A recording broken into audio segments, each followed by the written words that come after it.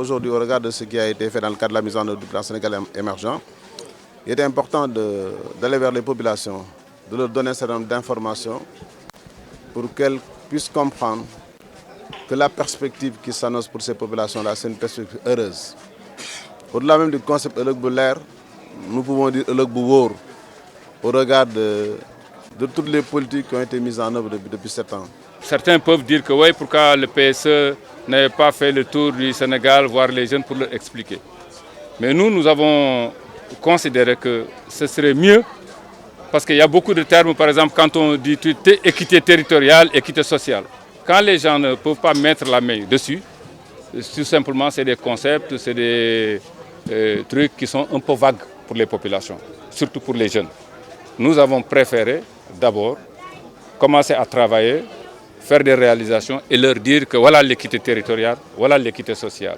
La couverture maladie universelle est une branche de l'équité sociale par rapport à tout ce qui a été fait.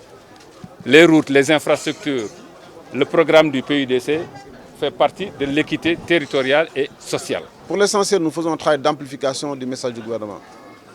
Mais ce travail d'amplification n'est pas porté par nous. C'est un travail qui est porté par des ministres, par des acteurs politiques ou par des acteurs publics. Mais il fallait changer d'approche, aller vers les populations, discuter avec elles et voir un peu quel est le ressenti de manière globale, quelle est la perception et quel est l'impact des politiques publiques. Et une fois ces éléments d'information mis à disposition, nous saurons quelle approche impulser au gouvernement, mais pour lui permettre d'aller très vite. La formation, l'État est obligé d'encadrer la formation et de doper la formation. Ça, c'est normal, parce que pour l'avenir, pour que notre pays puisse avoir un avenir, il faut qu'il y ait des jeunes formés.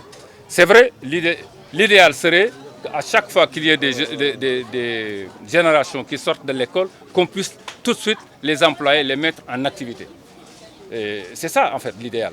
Mais ça ne se passe pas comme ça. Dans tous les pays du monde, tant que vous n'arrivez pas à créer des activités au niveau des secteurs privés, au niveau des secteurs productifs, vous ne pourrez pas absorber. L'État ne peut pas embaucher tout le monde. Mais l'État est obligé de mettre les conditions qui permettront aux entreprises de naître et de grandir et d'employer ces jeunes-là qui sortent de l'école.